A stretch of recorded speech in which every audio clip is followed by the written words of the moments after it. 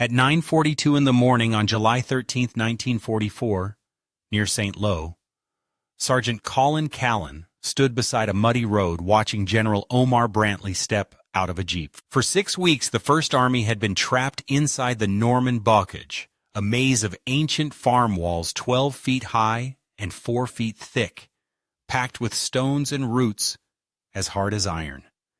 Every time a Sherman tank tried to climb one, it lifted its thin belly armor toward waiting German gunners. More than 400 tanks had already burned. Crews called them iron coffins with hatches. The landscape itself was killing them. Farmers had built those barriers since the Middle Ages, piling rocks and letting trees grow through them. Explosives barely dented the walls. Dozer tanks could push through, but they were too slow and became easy targets. The Army had advanced only 8 miles in a month. Operation Cobra, the breakout offensive, needed speed. No one had a workable solution. Callan was 29, a mechanic from New Jersey. He hated losing men to dirt and roots. On the beaches, he had seen captured German beach obstacles, heavy steel crosses called Czech hedgehogs. To him, they looked like claws. He cut 4 sections, ground the ends to points, and welded them to a tank's lower hull at a forward angle. The idea was simple. Do not climb the wall, bite through it. In 7 tests on a light tank, the walls collapsed every time. Major Sidney Benham ordered a full test on a real Sherman. Lieutenant Carl Green volunteered his crew. The 4-prong frame weighed about 300 pounds, nothing on a 33-ton tank but enough to change history. They welded it on July 11th and tested the next day. The prongs held. Word reached General Brantley, who decided to see the device in person. 50 yards from an untouched hedge, 12 feet high and dense as a bunker, Green lined up the tank. Brantley raised his binoculars and gave the order to proceed. The Sherman roared forward, treads chewing earth. At 25 miles per hour, it slammed into the wall. For a few seconds, it seemed stuck. Then the steel teeth bit deep, roots snapped, and the wall exploded into dirt. 14 seconds later, the tank broke through to the other side. Brantley lowered his glasses and asked Major General Leonard Jarrow how many could be made. Jarrow estimated enough steel for 500. Brantley said, "I want 3,000. That evening, orders reached the 52nd Ordnance Group under Captain James Dockery. Every hedgehog between Utah Beach and Cherbourg was to be cut apart, hauled inland, and welded to tanks before Operation Cobra began. There were 12 days left. The first day was a disaster. German steel was harder than American alloy. Cutting torches overheated and failed. Only 8 tanks were completed. At that rate, the job would finish by winter. Callan reorganized the line. Crews rotated between cutting and cooling to keep tools from melting. He requested more torches from depots. Day 3, 22 tanks. Day 5, 38. Still too slow. Then he discovered that the added weight crushed front suspensions.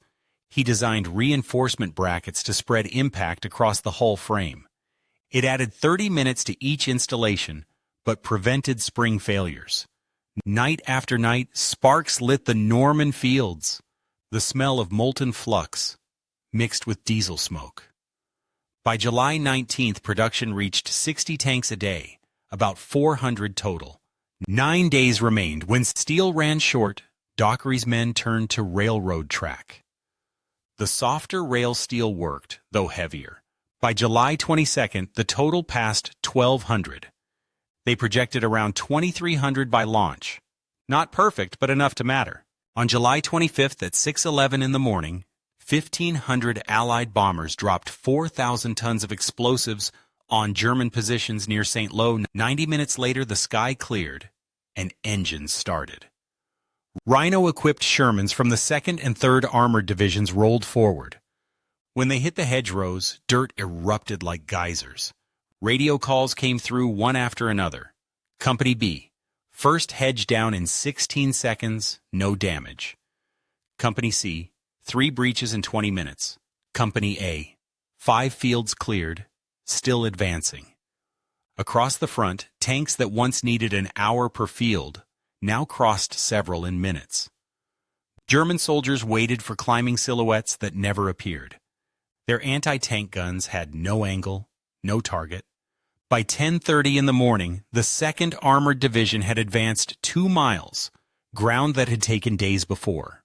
A few failures occurred, a tank that bent its prongs on a stone foundation, another that lost its rig against an iron fence post, one that hit too fast and jammed a track. Roughly 4% failed, tragic for those crews, but far fewer than the losses before. By mid-afternoon, the spearheads reached the Marigny-Saint-Gilles road, 4 miles in 6 hours. The bocage that had stopped them for 6 weeks was being crushed in 1 day. Brantley's headquarters reported at 4:15 that Operation Cobra was ahead of schedule, and the Rhino tanks had solved the problem. In 8 days, American armor advanced 40 miles. Tank losses dropped by more than a third. Crews who once died in burning hulls now drove through hedges almost untouched. The math was clear: 4% failures against 60% casualties before. The hedgerow, once a fortress, was now just another obstacle. Production continued while steel lasted. By the end of July, 2,850 vehicles carried the devices. British and Canadian engineers copied the idea, and even the Soviets received blueprints, though they never used them. On July 28, the Army issued Technical Bulletin 231, officially naming it Hedgerow Cutting Device M1, Callan type. An idea born in a workshop had become Army doctrine in 3 weeks. On August 20th, near St. Lo, General Brantley pinned the Legion of Merit on Sergeant Callan's chest. The citation credited him with saving more than 1,500 American lives and helping break the Normandy stalemate. For an enlisted man, it was almost unheard of. Brantley told him quietly, "You solved a problem that stopped an army." As the front moved east, many crews unbolted the 300-pound cutters to save fuel. Others kept them mounted, proud of the scars and mud still clinging to the teeth.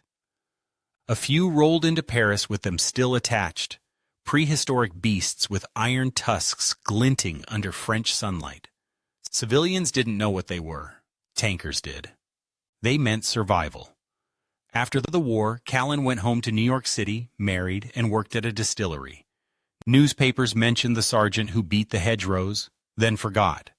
But at Fort Knox, instructors added a new lesson: approach at 25 miles an hour, strike low, keep pressure for 15 seconds, push through.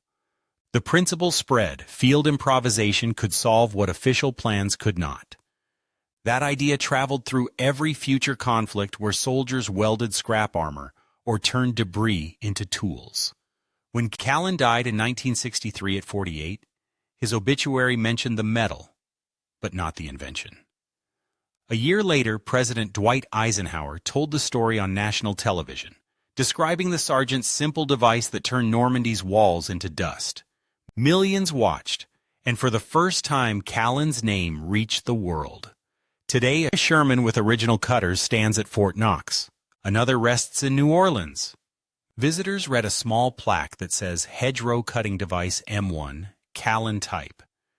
They learn how captured German steel, welded to an American tank, changed the course of a campaign. The fields of Normandy are peaceful now, flowers growing where tanks once roared. But veterans who survived the bocage remember the sound, the hiss of torches, the clang of steel, the impact that felt like the earth itself breaking open. 1,500 men came home because one sergeant saw possibility in the enemy's scrap. Their children and grandchildren live because he looked at twisted metal and said, "Let's try."